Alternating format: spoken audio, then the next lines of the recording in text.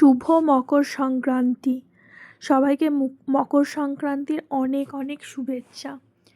তোমরা কে কে বাড়িতে মকর সংক্রান্তির দিন পিঠে বানাচ্ছ বলো তো? আমি যেমন আজকে পিঠে বানাচ্ছি।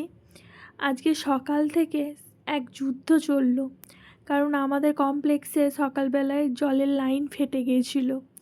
তো তারপরে জল ছিল না, জল এলো। তারপরে সমস্ত কাজবাজ গুছিয়ে এখন পিঠে করতে শুরু করেছি। বাজার গিয়েছিলাম, বাজার থেকে নিয়ে এসেছি মাখা সন্দেশ, কারণ এখানে মাখা সন্দেশ আর কাঁচা নারকেলের পুর দেব। কাঁচা নারকেলের পুর দেখে একটু অবাকই হচ্ছ, কিন্তু আমরা আবার কাঁচা নারকেলের পুর দিয়েই পিঠে খেতে বেশি ভালোবাসি, ওর সাথে গুড় মাখিয়ে।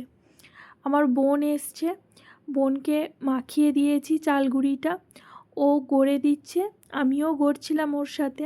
দুজনা মিলে তাড়াতাড়ি করে পিঠেগুলো করে নিচ্ছি। আর আমি এই পিঠেটা পুরোটাই ভাপে করি। ওই যে হাঁড়িতে জল ফুটছে, আর ওখানে একটা ছোট ফুটো ফুটো বাটি বসিয়ে দিয়েছি, যার মধ্যে পিঠেগুলো দিয়ে দিয়েছি। এইভাবেই আমরা পিঠেটা করি, খেতে খুব ভালো লাগে।